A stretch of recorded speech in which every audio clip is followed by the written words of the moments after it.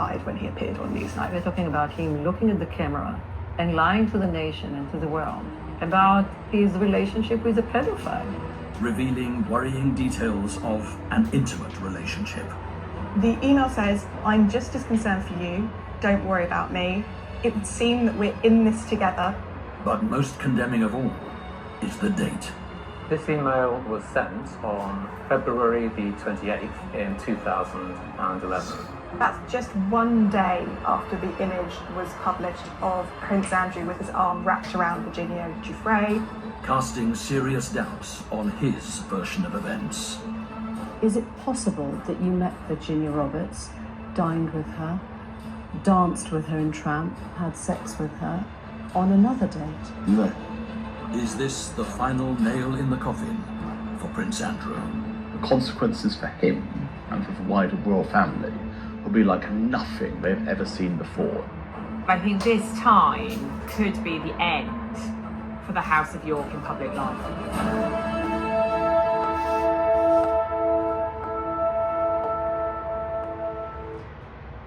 Yesterday, the 12th of October, best-selling Sunday papers published a bombshell story about Prince Andrew, which has rocked the monarchy to its core.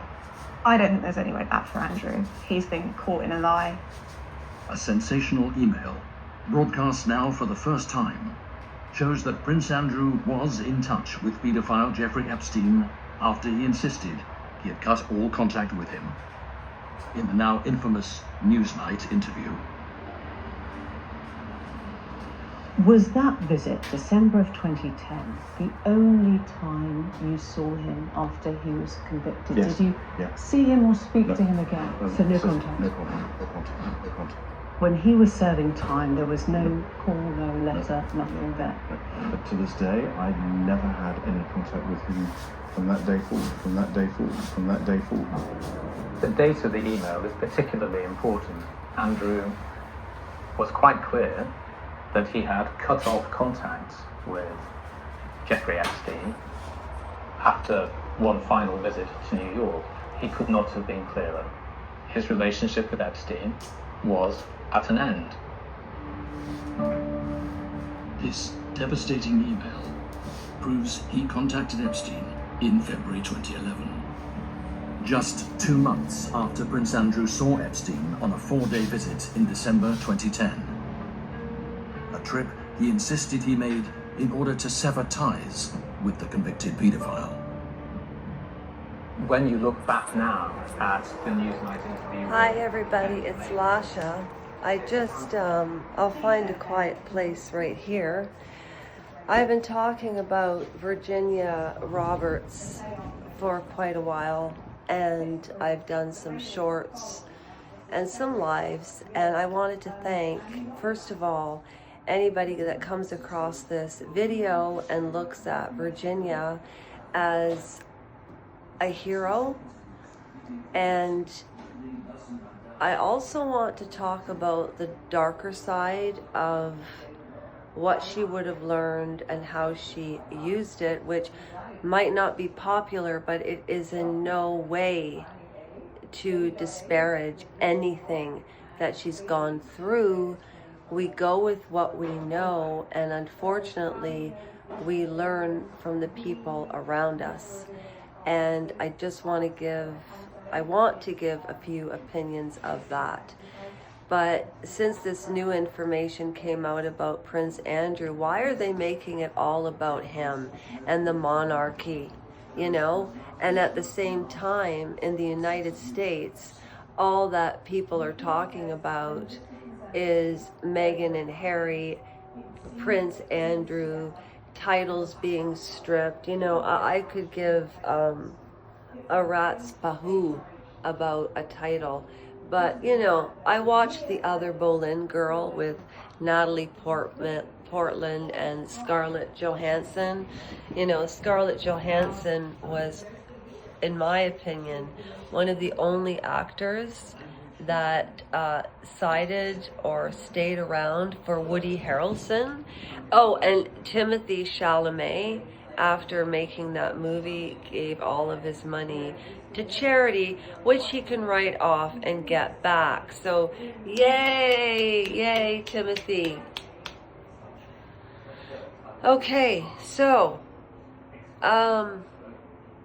Trevor and I will be live tonight to talk a little bit more about this, because the scale of what she's been through, and I also think, when I say the darker side, of Victoria or Virginia, because we all have sides to us.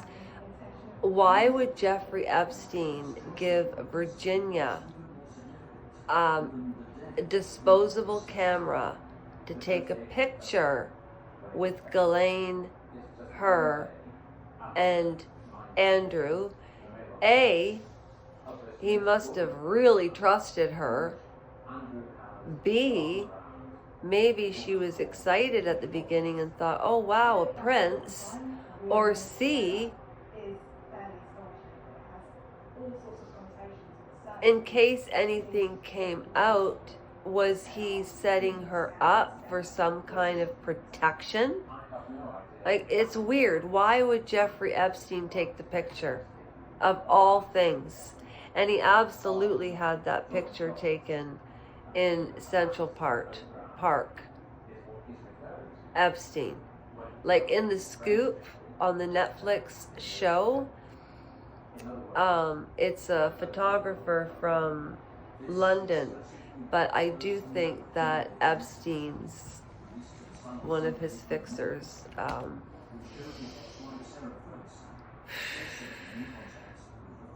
Also, the reason that Virginia Roberts could have had Alan Dershowitz mixed up with somebody else, one of the things that came out in Nobody's Girl is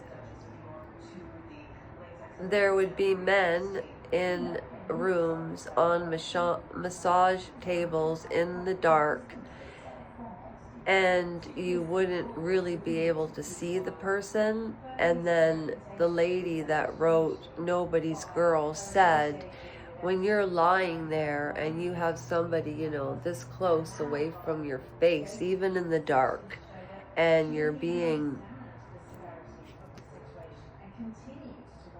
you don't forget a face. Maybe she didn't fight it with him because maybe she was tired, and maybe because of her memory, because she would have been on a lot of drugs, and particularly in the early 2000s and 2015. That was when the Purdue family was making a mint off of poisoning 1 million people with Oxycontin, including Johnny Depp. If you ever want to know what opiate withdrawal is like, type into YouTube Johnny Depp talking about opiate withdrawal during the Johnny Depp and Amber Heard trial. On that note, I have to go finish watching this video and take notes. I can hardly keep my eyes open. I'm so tired. Honestly. Oh, all right. Have a great day. Thank you for watching. That's a lot to unwrap. There's a lot to unravel. But that's a wrap for today. Also, the parenting special that I'm putting up, I'm going to be doing it for kids.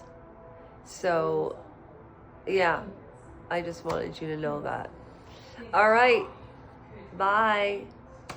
Oh, and the one video that I put up where there's a ballerina, a trumpet player, a painter, and a guy with a book is because, and a microphone, is because Ginny Lee Days, and we're all subscribed to each other. Trevor, all of us are subscribed to each other. Melody Moon is the artist, and she has a channel, and we're all subscribed together. Trevor plays the trumpet, and we're all subscribed together. And Alec, he's the one who sends the books. that I've read or tried to, like Bridget Jones, but I want you to know that I did read them by myself and thoroughly enjoyed them. However, I'm not Cheer Denise. She is fantastic. She's reading Elites by Andrew Lowney, and it's called The Rise and Fall of the House of York, about Sarah Ferguson and Jeffrey Epstein. And Sarah Ferguson was involved with Epstein as well. And I don't know if anybody caught what I said on my live last night about Ghislaine Maxwell, but she wasn't born a monster. She was made a monster. But just because you've been abused and groomed yourself by her own father, it doesn't mean that you have to become an abuser. In fact, most people that are abused are very sensitive and quiet. Or if you get bit, woo, you can turn into a Roddy or whatever dog you think is vicious. I say Roddy because one almost bit my hand off, and I did get bit by a dog this summer. I really did. I couldn't believe it. I was missing Sophie, and every time I would walk up to a dog, I would be afraid, and they could smell the fear coming off of me, and they just want to bite me. Never had that before. Okay, that's a wrap. Bye, everybody.